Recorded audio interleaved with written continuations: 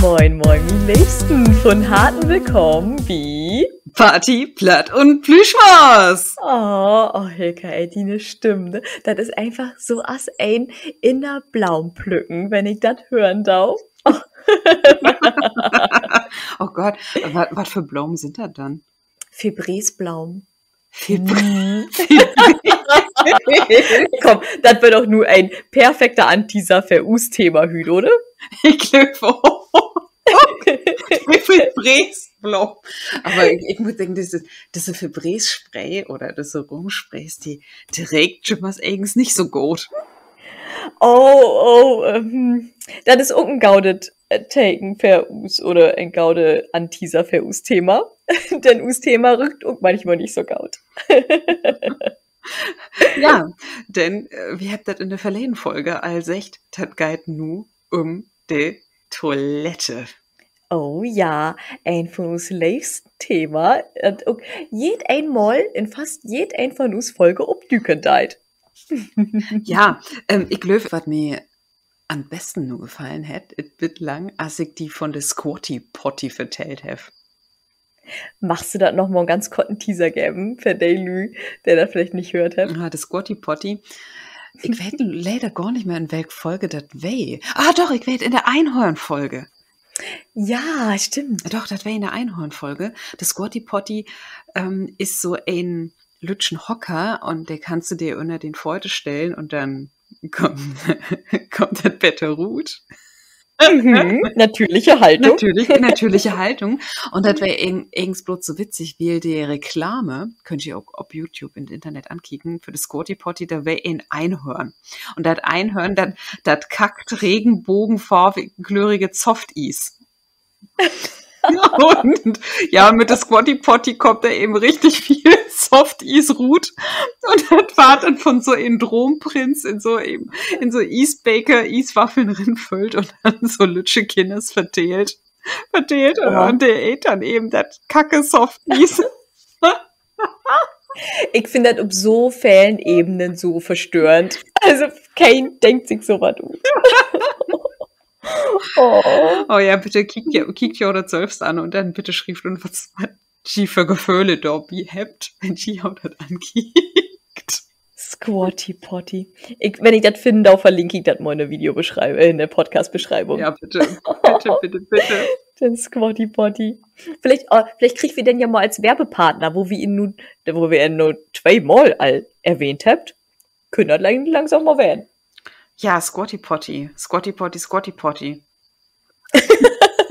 Und aber kriegt wir dann auch so lebenslang frei Softies? Und ich weiß nicht, ob ich noch diese Werbung noch Softies adden möchte. Zumindest nicht mit Glitter und in Regenbogenfarben. Ja.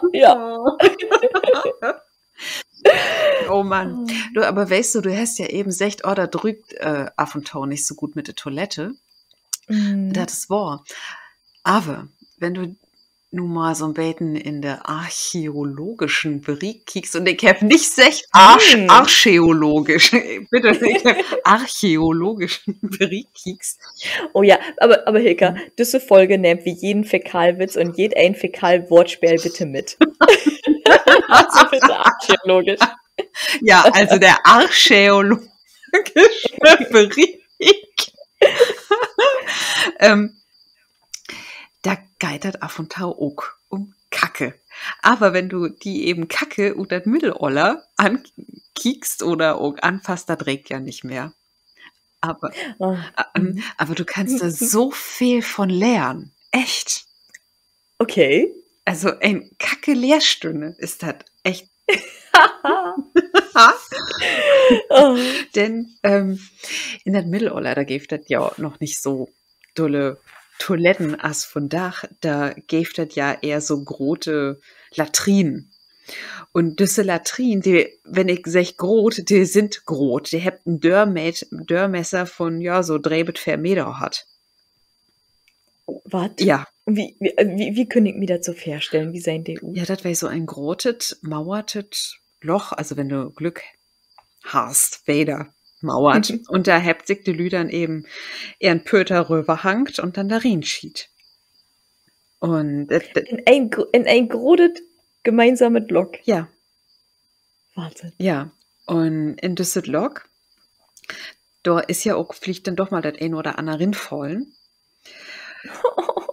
Ja, und das kann ihn dann da von Dach Rut holen. Und dann lehrt ihn war nicht viel. Und das sind dann zum Beispiel natürlich, was die ja, Eten habt. Also bedriegen Lü, die habt dann lütschere Latrinen habt, also auch Privatlatrinen, bloß für ihre Familie oder so. Da sind dann in der Mittelalter zum Beispiel Gewürze binnen wen. Die dann, also Paper zum Beispiel, die importiert worden ist. Aber, und nu hol ich fast, auch Äpfel und Karsen. Das gäf das nämlich nicht bei uns das hele Jahr. Das wär Kulturobst und das erst mit Römer kommen weh. Und das findest du dann in den Latrinen und das Mittelalter. Erst richtig. Apfelkarns und Karsenkarns. Wahnsinn. Und das gäf dort auch den Beruf für den Latrinenfäger. Und der hätte noch Goldgräber genannt, weil ab und zu habt ihr dann auch mal Glück hat und dann vielleicht in Münze oder sowas in de Latrinen gefunden. Und der hätte auch bloß nachts eben fägen dürfen. Also auch nicht so schön. Und das gäbe da auch Todesfälle, wenn Lü dann eben in die Latrine rinfallen und ertrunken sind. Boah, ja, da kann ich mir vorstellen. Manchmal denke ich, wo gau dat gewisse Beruf einfach gestorben sind. Und ich glaube, das Latrinenfeger ist auch einfach ein Beruf. Der gau das dann nicht mehr geben da. Nee, echt nicht. Also wirklich. Und dabei sind wir eigens in Europa allmal viel wieder wen, wie die Römer.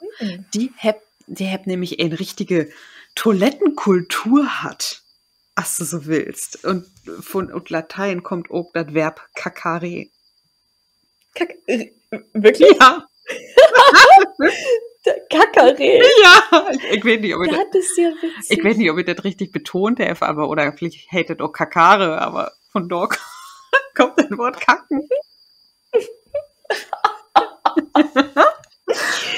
Kakare. Ja, und für die weh, das to hob nur de Toilette gorn, nicht bloß ein derns Ding, das wär große Politik. Die hat Politik auf der Toilette macht. Ja, denn die habt das wär dann so ein Gemeinschaftslatrine und das wär so, das wär dann so ein Lok neben das nächste und da habt ihr dann da Obsäten und Politik morgt und inner das Loch wär ein Lütsche Beke und der hätt dann all wegspült, direkte Mang.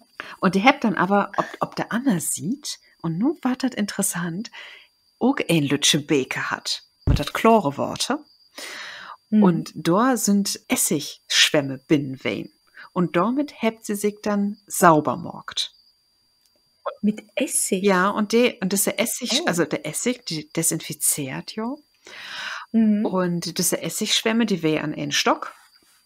Und habt sie dann eben schimmers wieder in das klare Water rindükert, damit ihr wieder Chlor spült wort. Das ist ja witzig. Und das hätte dann aber leider über 1000 Jahre oder noch länger dauert, bis wir dann wieder nur das Wasserklosett hinkommen sind und auch das Toilettenpapier erfunden wird. Ja, du hast mir ja gefragt, ja, wo ist denn das nur mit de Witze? Na? Du fragst sie schon so schön. Oh Gott. Also, du weißt ja, und vielleicht hätte der ein oder andere Torhörer auch ein mitkriegen, Mittelalter ist ja das, was mich nicht interessiert und ich muss da auch schon mal so viel überlesen. Und in das lote Mittelalter, in das 16. Jahrhundert, gibt das ein Franzosen und der hat einen satirischen Roman geschrieben. Das Franzose heißt François Rabelais und sein Buch heißt Gargantua und Pantagruel. Ich hoffe, ich habe das richtig ausgesprochen. Ja, und Gargantua fabuliert und das ist hele Buch darüber, wo ein sich am besten de Moors abwischen kann. Nee. Doch! Was für ein Bau. Oh, Oh Mensch, geile Idee. Ja, und dann versögt die das mit dem Schleier von ein scheune Fru und das ist Schleier, der ist ja so schön weich und das ist dann auch so ein bisschen Rutsch für ihn so an Simors. Und auch mit der Haube, mit der Haut von der Fru versögt he das auch, aber auch mit Planten, Salbei, Fenchel, Rosen und mit ein Katte. Ei, okay. Ja. Dr. N. Ja, ich weiß nicht, was er sich gedacht hätte, dann mit den Katzen zu versöken, aber ja, also in diesem Buch, da gibt viele Methoden, sich den Mors abzuwischen. Hätte er denn auch quasi so als Endfazit, womit er am besten gedeiht? Oh, das weiß ich gar nicht so genau. Aber das gäbe so viele Methoden in diese Tiden und so, das steht nun nicht in dem Buch, aber so ein bisschen Real-Life-Gossip. So ein Mönch, was hätte er an? Ja, nicht so viel. Sie eine Robe. Wie hätte der Mönchs Kutte? Ja, die Kutte. Und was hätte er da um die Kutte rum, um sie ein Bug? Zum Gürtel? Ja, so. Was ist denn so ein Ja, so ein Kordel, ne? Okay. Da ist das Prinzip all verstohlen. Und das Prinzip gäf dat auch bannig lange ob Segelschippe. Da gäf dat einen langen Tampen. Und wei so, ja, as ein Krings zusammenknotet und dat lebt dann jimmers dör dat Water, dör dat Meer dör. Und dann hast du eben den Mors, ja, über die Reling überhangt und dann hast du diese Tampen einmal dort trocken. Oh. Und dann eben, ja, ein Stück wiederschoben, damit das wieder entwarten kann. Ich muss den Leuten, das ist gar nicht kreativ. Ja, und das ist kein Urban Legend, das ist wahr. Cool. Und ja, und dann mit der Toilette, wo wieder nur hinkommen sind, da gäf all Versöke doch mal so ein Beten, so ein stilles Örtchen, auch mal inzurichten. Ob die Orkney-Inseln in Schottland, da ist ja auch so ein olle Kultur. Ich bin da auch als Kind mal wein. Da kon ein da in so olle Bauten rumlöpen von irgendeiner Stehentit-Kultur. Und da gibt das all in de Husen so Stehnischen, wo ein sich vielleicht drin set hat. Und ich hab all über Rom schnackt und in Pompeji ist ein Inschrift erhollen und da steht übersetzt: Du Scheißer, hüte dich vor den Bösen, sonst trifft dich der Zorn des Jupiter. Ja. Sehr direkt. So mag wieder. Ja, so, und die Schild dann lever noch das heimlich gemachen. So, noch das Schiederker. Ja. Wahnsinn. Das wäre das düstere Mitteloller. Wird dann aber endlich, und nun kommst du dann, denke ich mal, langsam ins Spiel, in England von John Harrington das erste Waterklosett für Elisabeth I. erfunden worden ist. Und weißt du, wo er das nannt hat? Nee. Ajax. Ajax? Gibt es da noch eine Erklärung, Tau? Oder? Nö, weiß ich nicht, habe ich nicht recherchiert. Ich fand das nur so witzig, wie so hält ja auch diese Badreiniger. Stimmt. Oh. Und wäre das nicht auch schon was der Reklame mit so einem großen Bernhardiner? Und der hätte dann auch Ajax? Oder weiß ich nicht mehr noch. Ajax. Ja. Ach, kreativ. Ja. Ja, hab ich noch gar nicht gewusst. Der Ajax habe ich ungefähr noch nicht gehört. Ja, das Worteklosett, da heißt es schon was Gauet anschnackt, denn ganz, ganz oft ist das doch einfach so wie Gott ob die Toilette, wie morgens noch glücklicher, speult,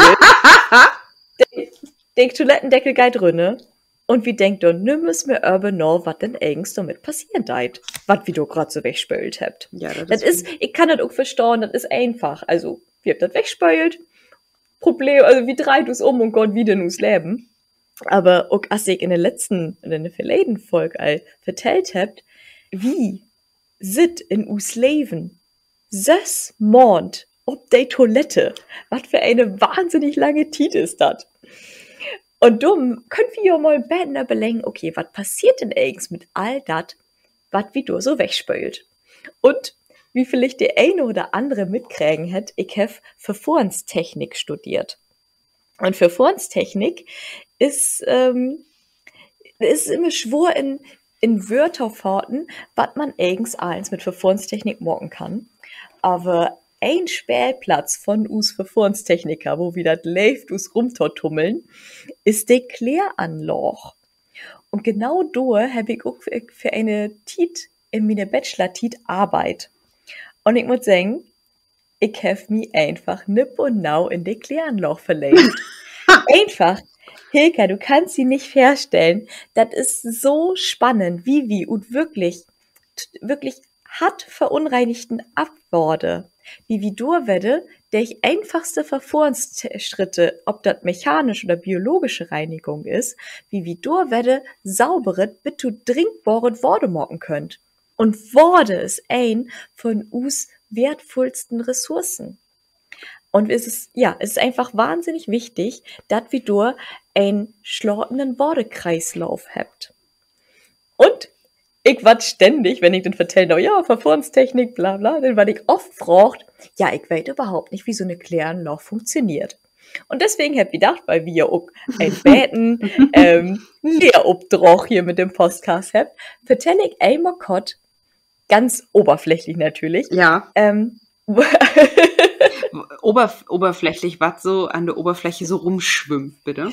Oh ja, ich war das schön bildmalerisch durchlenken, was man nur alles Schönes überklären noch finden kann. Das ist tauverrückt, was Menschen in ihre Toilette spült.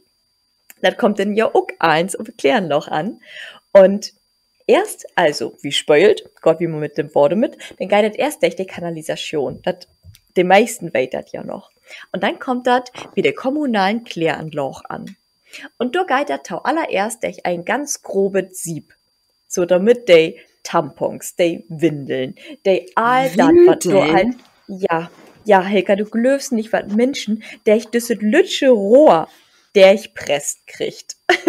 Korklöppel habt ihr da mal gefunden. Also du findest du, Kondome blieb du auch hängen.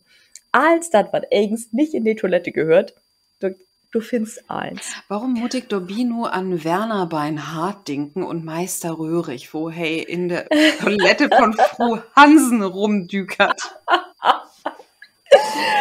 Ja, Werner. Ja, so ungefähr kann man sich das vorstellen. Oh Mann, jetzt hätte ich richtig Bock auf das Footballspiel von Werner. Oh ja. Oh ja, das möchte ich kicken und das dann live kommentieren. Ja, wie sind diese beiden Geier da Baum oder Krähen, was sind das? Ja, so Krähen sind da, glöwig. Ja. Oh, platt. Bitte. Oh ja, das Werner platt. Das ist super. Du, also, ich habe dir mal vertellt, als ich in Kiel lebt hätte, da bin ich jümmers über diesen Marktplatz loben. Nee, ehrlich? Den gibt das in Wahrheit? Also, den gibt es in Realität? Ja. Ach, wie witzig. Das ist aber in einer Geschichte. Genau, in einer anderen Folge. Wie stellt uns nun Lever diese Situation vor, wo Meister Röhrig jümmers mit der Toilette auf dem Kopf unter dem Fenster springt? Genau. Und vielleicht landet hey dann ja Norden Rechen. Denn der Rechen ist das große Sieb, von dem ich gerade vertellt habe.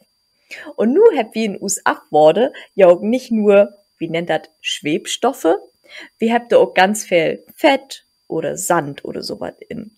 Denn grad auch Worte von zum Beispiel von der Straat, du hast ja jümmes viel Sand oder ich hab in Wismar lehrt oder wer in Wismar in der Kläranlage.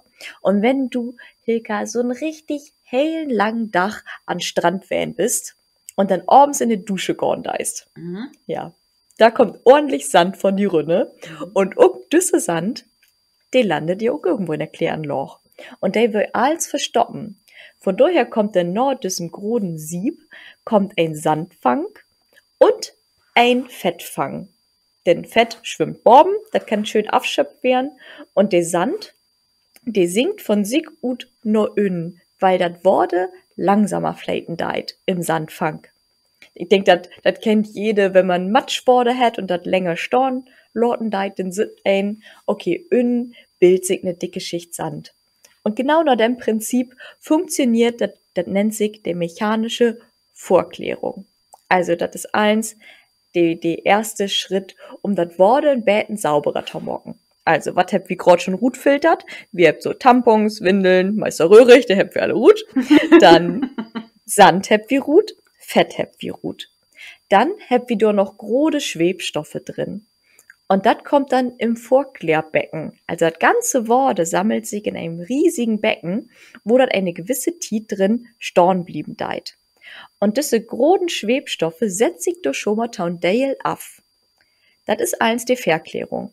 Der Schlamm, was sich aufsetzen deit, nennt wie Schlamm, der wat meistens in einen Fuhlturm feuert. Dort kann weder Energie gut wunnen werden, denn Bakterien, die verknuspert us Schlamm und mock dort ruht Methan. Also quasi ein Fuhlturm ist so als ein Biogasanloch. So könnt die Kläranloch ihren Strom so produzieren, den sie braucht. Das ist wirklich, das ist so bannig spannend, dass du eine Kläranloch fast energieautark just mit dem Schlamm und der Energie und dem Schlamm feuern kannst. Also eigens fast ein Perpetuum mobile. Du bringst ja was in, die Fäkalien kommt ja in das System drin, von daher nicht ganz, aber wäre schön, wenn das ein komplettes Perpetuum mobile wäre. So funktioniert aber ganz gut. Die Abfälle, der ja auch kein ein Hemm möcht. Quasi wie mockt und scheiße Gold. Habt ihr auch wieder einen scheuen Witz hat? Absolut, dem Mess mit drin. Ich habe ihn umgeschrieben und dachte mir so, Lisa, dem Mund mit drin, ich mach den so gern. Und genau, nur habt wieder das Worte. Noch nicht hell sauber. Also die ganzen Schwebstoffe oder lütschere Schwebstoffe, wie nennt das Nährstoffe. Ganz viel Phosphor ist da noch drin. Stickstoff und den Harnstoff vom Urin ist dort zum Beispiel noch in. Und was die auch dort sagen muss, auf nu nichts rügt mehr. Also, wenn die schon eine Kläranloch feststellen, denke ich immer, oh, das muss ja stinken und eklig werden. Nein, überhaupt nicht. Da rügt nix. Und genau, wie habt nu das Worte? In us großen Belebungsbecken. Und in dem Belebungsbecken kommt der Bakterientauinsatz. Nu hat wie die mechanische Reinigung, der habt wie abschlotten und nu möcht sich us Jungs do kümmern. Denn die Bakterien, die verknuspert all diese Nährstoffe. Quasi, dat wat wie erst in us opnehmt, dann werde utscheid, dat verknuspert de. Und so as das ist, wenn man was äten deit, der vermehrt sich und vermehrt sich und vermehrt sich.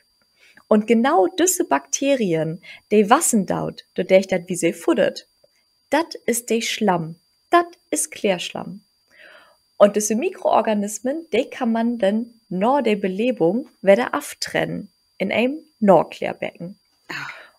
Und das Worte, dat dann quasi aftrennt ist von den Bakterien, das kann so werde in den Vorfluter. Und der Vorfluter ist ein See, das kann das Meer werden oder was auch jümmes.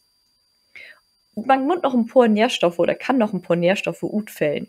Man kann auch was Tau geben, das Phosphor utfallen deit. Und wir haben noch eine Denitrifikation, eine Nitrifikationsstufe, dass der Stickstoff gut im Worderut kommt. Aber das ist die Basis von einer Kläranloch. Das ist wirklich mechanisch, biologisch und dann nochmal die Nachklärung. So einfach könnt wie ut höchst verunreinigten Worte saubere Worte morgen. Let the magic happen. Let the magic happen. Ja, das ist echt Magie. Das ist so spannend. Als bald ein dummer Betten hinnekicken deit und einfach sehen deit, wo einfach das ist, was für einfache, natürliche Prozesse wie nutzt und wo wichtig das einfach ist, das wie saubere Worte habt. Das ist so. Und darf ich nur noch mal so ein Fäkalwitz morgen? Aber bitte, nur ist der perfekte Platz dafür. Nur so viel Input. Der einen könnt morgen, dass die Luft nicht mehr stinkt, der anderen könnt morgen, dass die Luft stinkt. Wo, Dave, hast du denn den Hut auf? Der ist mir gerade wieder so in wie ein Prägerut-Pokémon. Wundervoll, Hilka.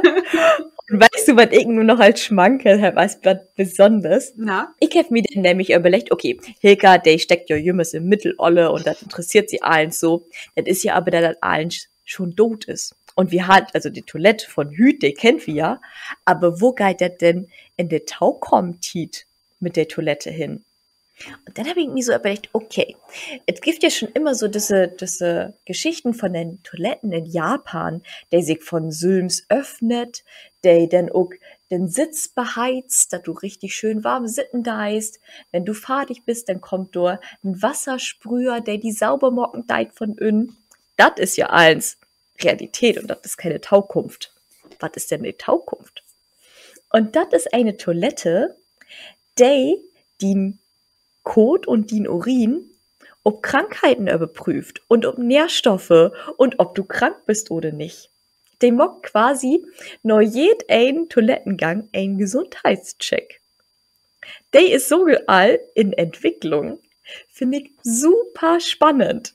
Den kann dir die Toilette auch glicks am Urin sagen, ob du schwanger bist oder nicht. Abfahren. Absolut, fand ich mega cool. Und so, als du das anhört hat in dem Artikel, ist das gar nicht mehr so weit weg. Krass. Das ist richtig, richtig krass. Mhm. Und ich habe gedacht, das wäre all krass, dass an den modernen Toiletten so ein Geruchsfilter an ist. Ja, der Clodeo. Stimmt.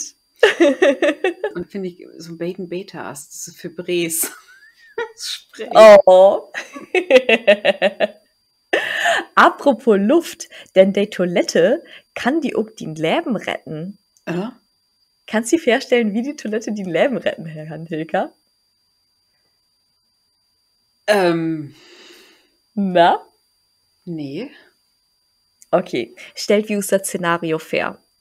Dein Hus brennt. Du kommst nicht ruht. Du bist in Schlorten im Badezimmer. Und nu kommt dir Ruck, du siehst das schon, die Luft wird langsam weniger und weniger. Aber du hast einen Schlauch und du hast die Toilette. Du kannst den Schlauch in der Toilette indown und dann gibt das so ein, ich glaube, das nennt sich Siphon. Also das ist wie so ein U-Rohr. Ja. Und durch den koalierenden Wasserpegel hast du da eine Luftblase in. Du kannst also durch die Toilette wieder atmen, so lang, bis du rettet warst. Ach, und die Luft, die geht nicht gut? Nee, der geht nicht gut. Oder, also bestimmt geht sie irgendwann gut, aber erstmal kannst du damit überleben. Ach, was? Mhm. Also da muss ich von der Dusche den Duschschlauch abschneiden und in die Toilette dann rin drüben. Krass. So rettet die wie ein Brand das Badezimmer das Leben oder die Toilette. Ach, die Toilette, das ist einfach so ein dulles Thema. Das ist Wahnsinn. Absolut. Und, was ich noch so gefunden habe, kennst du American Pie? Aha. Weißt du, um was ich hinaus möchte? Ich bin mir gerade nicht sicher, ob du der Heimschater meinst. Ja, den Finch. Denn ich habe mich all gefragt, ist das echt eine Krankheit, die der Finch hat? Der kann, falls du Buden ein ist, der noch nicht American Pie sein hat, den möchten wir auch noch mal beschnacken, Hilka. Oh ich Gott. liebe die American Pie-Filme. Ja. Mhm. Bitte. In irgendeinem Special-Mock wieder voll. Ja. Und ich habe mir gedacht, ist das wirklich, was das geben deit? Und ja, denn Finch hat Angst, ob öffentlichen Toiletten sie ein Geschäft morgen. Der kann das einfach nicht. Der geht total jümmes noch Hus. Und diese Krankheit nennt sich Rypophobie. und ist eine anerkannte Krankheit. Ach, was? Echt? Mhm. Also, ich mein, ich kenne das ja, wenn du irgendwie ob ein öffentliche Toilette geist und das also, ich glaub, ein hätt mal so sein Beläfnis mit ein McDonalds-Toilette oder so was. Oder Festival-Toiletten. Ja, Vollkatastrophe. Ja, aber ich glaub, wenn das nur so dinglich ist, dann go ich auch dahin. Ja. Also, Ja. das kann ich gar nicht abstellen. Der Überlebenstrieb ist gerade. Also, ja. Ja, oh Mann. Nee, das habe ich aber nicht gewusst, dass das eine anerkannte Krankheit ist. Händ mir auch. Ich dachte mir so, wow, Mensch, der arme Finch. Nur habe ich vielleicht ein Bett mehr Mitleid mit ihm. Naja, aber ich will nur nicht spoilern, aber ich glaube, ich hätte an Ende von Film all sehen gerotet beläven. Das hört die eins in der American Pie Folge. No, das ist dann ein anderen Mal. Wir habt aber nur noch eine Rubrik. Oh, na Hilka, was habt ihr denn noch für eine Rubrik? Lederrubrik. Oh, yes. Okay, dann letztes Mal hast du angefangen. Ja, bitte. Darf ich diesmal anfangen? Und ich muss sagen, also Kotte Feuergeplänkel, bevor dann der Song kommt. Ich mach diesen Song so gern. Ich hab den Jümmes mittrellert und mitdanzt, aber mir wäre dann irgendwie nicht klar, dass der nur so wenig Lyrics hat. Aber, also ich glaube, du kommst richtig fix drauf. Ich will den aber wirklich hier in dem Podcast haben. Also. SOS, ich leif die. Ich und du. Jümmes Tau. Du und ich. Hart wie hart. Dach und Nacht. Immer Tau dran dacht. Bist du auch so nipp und nau und leif, so als ich. Bist du auch so verliebt wie ich? Ja.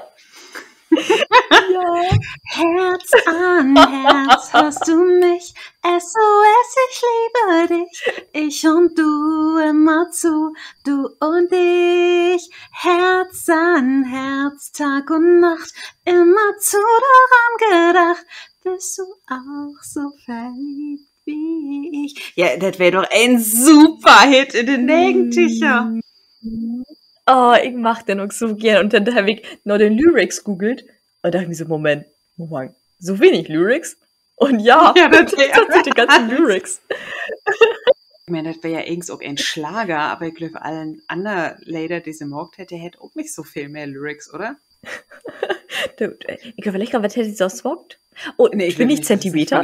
Von er? Ich glaube, von er das ist eher so ein bisschen unschuldig von er, oder?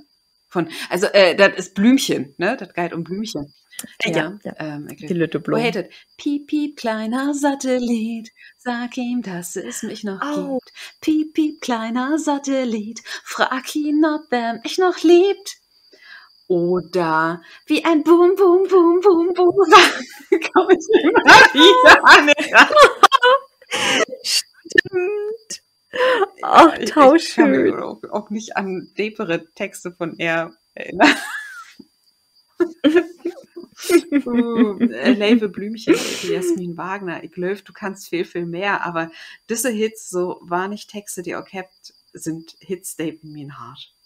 Oh, absolut. Absolut. Deswegen will ich sagen, auch absolut um jeden Preis. Und wenn du uns sofort gut kriegen da der müssen mit in den Podcast wird. Ja, dann eigens passt da das Lied, was ich gut gesagt habe, auch richtig go-to. Und ich nur einmal sagen, du sagst, Herz an Herz, ach, mein Harte, hast du all. So, und nun komm ich noch. Ja. Ich wollte nur sagen, das schnieg nur Ruth, das ist der, und was sie Jümmes werde hintereinander abspielen. Mein Hart hast du all. Mein Hart hast du all, ja. Das Lied ist von Dach vielleicht dann doch gar nicht so liegt, aber das passt. Also du kriegst das mit der ledige Zeile Ruth. Okay. Also. Grote swatte Stepel, langet brunet Haar. Sie is so söd. Kann ich ophören, er anzukicken. nu kann ich sehen, du geist no Hus mit mir. Aber du bist mit den Anna Kerl hier, yeah. Ich weet, wir hätt uns nicht viel zu sagen, bevor ich die Wetter goen lord, yeah. Ich sech, willst du min deren wen? Wanna be my lover? Mm-mm. No one. Willst du min deren wen? Do you wanna be my... Das ist Englisch, oder? Ja. Möchtest du min deren wen? Ist das in den 80ern oder 90ern? Ich glaub Anfang 2000er sogar. Ich gebe dir einen Genre-Tipp, das ist so Alternative Rock. Möchtest du min deren wen? Hast du eine Melodie? Nur Bandmelodie für mich?